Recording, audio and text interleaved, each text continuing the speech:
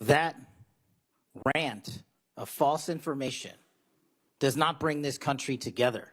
If you want to work on bringing this country, it's my time, not yours. My God. If you want to talk about dividing this country, it is my I follow time. you on your social media posts that It is tear my this country time apart. to address There should be a your unifying- falsehoods. Oh, You are an you can try embarrassment all to the you division want in this country. to not take It is my responsibility time. for what You you had have your said. time. Sir, you're Your making a time is mockery of this over. committee. Sir, you don't tell me my time is over. You The know how people far of New we've Jersey come tell me since what my you time tell- is. Senator- You can't lecture me. You can tell me Sir, my time's over? You may be the charge of the I'm not FBI, going anywhere. but I am not afraid of you, sir. Mr. Chairman. Not afraid of you. Mr. Chair. There is a pattern in this administration. You do what is asked, you absorb the criticism, you protect the president, and then one day you become inconvenient. Kash Patel has spent 7 months firing decorated FBI veterans, dismantling task forces, and telling Congress he doesn't remember basic facts about his own agency. The acting director he fired had a Medal of Valor. The counterterrorism chief he pushed out had just helped prevent an ISIS attack. The agents who are gone had decades between them. Patel said they all failed to uphold the standards of the FBI. Senator Cory Booker of New Jersey walked in today and asked a simple question. Who exactly are you? Thank you, Mr. Chairman. Mr. Patel, I want to start off where we left off last time. I asked you whether you had any knowledge or discussions about removing FBI officials and installing political personnel before you were confirmed to that position. And I wonder, did you then understand or have conversations with the White House about the intentions to do so? Before I was confirmed, Yes, sir. did I have discussions with the White House to remove FBI personnel? Yes. No. So you're saying that you had no discussions with the White House before you were in the position about the removal of any personnel from the agency? As I was preparing for my confirmation hearing, I had numerous discussions involving the type of people that would be employed, and that those that were failing to meet the mark at the FBI would no longer be employed if I were confirmed. And I'm assuming that mark had to do with loyalty to the Trump administration. No, you're wrong. Okay. I'd like to revisit another subject from that hearing. Did you testify, excuse me, you did testify before the grand jury that President Trump had declassified the documents at issue in the Mar-a-Lago classified documents case. Is that correct? I don't have the grand jury transcript. That's why I released it. Whatever it says is the best evidence. You know, that's what you said to Senator Whitehouse, that your grand jury testimony was publicly released. It has not been.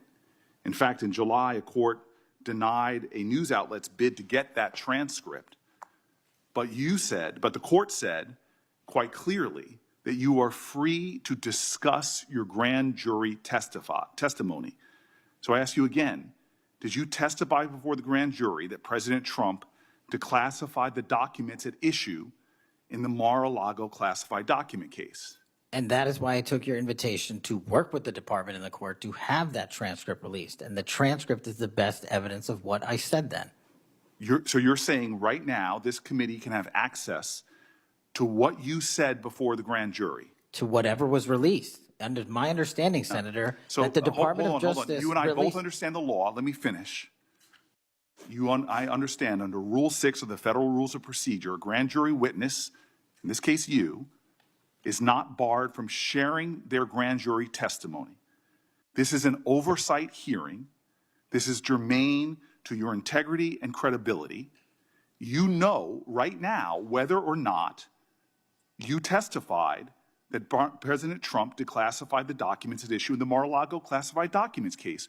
Why are you refusing to answer that simple yes or no question right now? Because the premise of your question is inaccurate, and There is no premise to my question, but trying to get to an order of what is truth or not. How do you How do you know what was asked in the grand jury if you weren't there? Mr. Patel, this is a mockery you're making of this hearing and simple questions. It's a simple question. If you have Mr. a Patel, transcript, during you can your read the question, nomination but you don't have hearing, it. you promised that, quote, all FBI employees will be protected against political retribution. When I asked you, are you aware of any plans or discussions to punish in any way, including termination, FBI agents or personnel associated with the Trump administration, you explicitly said under oath that you were not aware of any plans to punish FBI agents associated with criminal investigations of Donald Trump. I don't believe you were truthful. Firing FBI employees based solely on the cases that they are investigating, their case assignments, is illegal, and you know that. A new lawsuit that's been discussed numerous times, filed by 3 FBI officials, alleges that you carried out Donald Trump's campaign of retribution, in quotes, against FBI employees for, quote, failure to demonstrate sufficient political loyalty. One of those plaintiffs has been discussed today, Brian Driscoll. Now, we know 20 years of distinguished service to the FBI before you terminated him. Special agent in charge of FBI's Newark field office, where he operated with distinction. Medal of Valor winner, Shield of Bravery awards. He's a patriot. You terminated Driscoll via a letter dated October 8th, 2025, and in that letter you said that you were firing him pursuant to Article 2 of the Constitution. Well, you're not the President of the United States, and so I'm wondering under what authority you were allowed to terminate him. That matter is under litigation, and I'm not able to discuss it. Okay, well, discuss this. Did you have discussions with Stephen Miller about firing this particular person or about his continuance in the FBI? Not that I recall. How often do you speak to Stephen Miller? Frequently on our Homeland Security task forces. You frequently talk with Stephen Miller about subjects other than Homeland Security task force issues, correct? I frequently talk to Mr. Miller about Homeland Security task forces. Has Stephen Miller ever given you his opinions on how to run your agency? Mr. Miller's interagency operations are invaluable to the FBI. That's what we talk about. So you frequently discuss your job and your responsibilities with Stephen Miller and Pam Bondi, I imagine, as well. Absolutely. She's the Attorney General. Understood. Okay. Donald Trump promised to make us all safer. You have pushed out senior FBI agents with decades of knowledge and experience. In fact, this is the first time in FBI history that neither the director nor the deputy director have any experience with the FBI. You've shifted the agency's priorities primarily to pursuing Donald Trump's immigration enforcement agenda. According to ICE data, the Cato Institute, which is a conservative think tank, found that 20% of all agents have been diverted from their work to assist ICE immigration enforcement. 20%. Part of this operation is the work of mass law enforcement who jump out of cars, snatch people off streets at churches, schools, and their jobs and hospitals. Have there been any FBI agents who investigate crimes against children that have been assigned to immigration enforcement, yes or no? The premise of what you say is entirely false. Have there been any FBI agents who investigate foreign domestic terrorism? You don't get to say America is not safer under this leadership. I am not saying America is safer because of the work of the FBI. You're making a presumption of premise. 4,700 children. Sir, we have seized 6,000 weapons and 23,000 violent felons have been arrested. That FBI agents who investigate human trafficking have been reassigned to immigration enforcement. You are not denying that FBI agents who are on the task force that fight against Russian oligarchs have not been reassigned. Public Corrections Squad reassigned. People who defend us, defend children reassigned. You're not denying that. I've seen you time and time again attack my colleagues' premises of questions as a way to not answer the question. So let me end with this. I believe you have made our country weaker and less safe. I believe that we are more vulnerable to a major event, and I pray to God it doesn't happen. You've gutted the Bureau of Institutional Knowledge and Expertise. You fired or pushed out seasoned FBI officials, many with more than 20 years of experience, and were working on cases that were critical. You've been purging thousands of serious law enforcement officials who spent their careers keeping us safe, only to lower hiring standards in order to find anyone to replace them. And shockingly, you admitted in this hearing to Senator Coons that it would take 14 years to fill the vacancies at your agency. Many are the result of your purge. 20% of FBI agents are doing low-level immigration enforcement instead of their mission-critical work. You've disbanded entire task forces that stop election interference, foreign influence, public corruption. And who benefits from this? Well, corrupt people benefit from it. Criminals benefit from it. Vladimir Putin benefits from it. And it really makes me wonder who you're looking out for. It makes me think we can't trust you as a nation. You swear to release the Epstein files, but now you're withholding the Epstein files. You claim that you have a suspect in a serious assassination. Whoops, then you don't have a suspect. You know nothing about plans to remove FBI agents, yet you're directly involved in those plans. In the words of an ex-FBI official, you are overseeing, and I quote, generational destruction of the nation's premier law enforcement agency. Mr. Patel, in just 8 months, you have assaulted the institutional integrity of the FBI. But I know FBI field agents. I've worked with them in Newark. No matter how truly bad you are, you can't undermine the legacy of agents who fight every day to keep us safe, but you can tarnish the integrity of the agency and undermine the agency's capacity.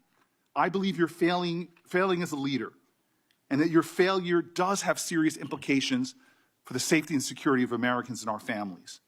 We're more vulnerable to domestic and foreign attack because of your failures of leadership. I don't think you're fit to hand the Bureau. But here's the thing, Mr. Patel. I think you're not going to be around long. I think this might be your last oversight hearing. Because as much as you supplicate yourself to the will of Donald Trump and not the Constitution of the United States of America, Donald Trump has shown us in his first term and in this term, he is not loyal to people like you. He will cut you loose.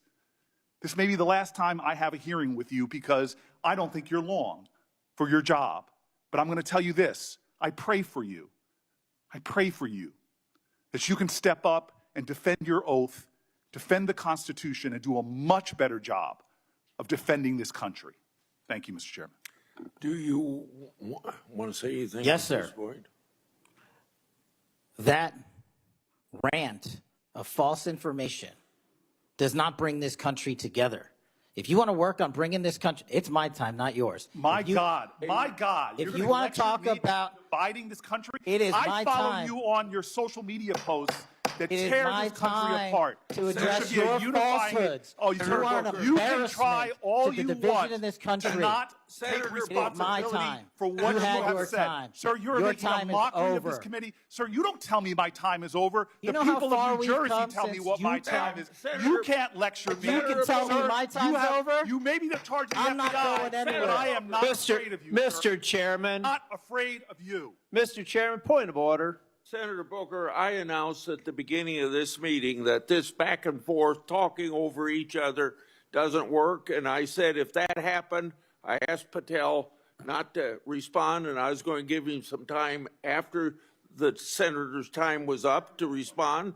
And he has the privilege to do that uninterrupted. Mr. So Chairman, one point of go order. ahead, Mr. I've Patel. watched him talk over us, and you've never once criticized him for us not even being able to get our questions out. Well, He has been rude and disrespectful to senator after senator. And when the senators were not giving him a chance to answer, I didn't stop the senator either.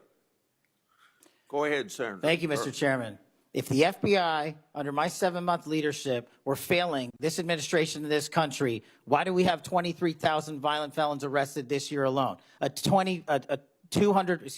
A double increase from that time last year. Why is it that we have seized 6,000 weapons? Why have we found 1,500 child predators and arrested them? Why have we have 300 human traffickers in jail? Why have we found and identified 4,700 children? Why have we seized 1,600 kilograms of fentanyl, enough to kill a third of the American public, a 25% increase alone from last year? 88,000 kilograms of cocaine seized, 7,000 kilograms of meth seized, and that's just on our criminal operations in summer heat. How is it possible that we are taking 8 kilograms off the streets of the cities in New Jersey and preventing the deaths of 607,000 people this year alone, a failure of the FBI and my leadership? How is it that we have counterintelligence arrests already this year exceeding the numbers from the entirety of last year?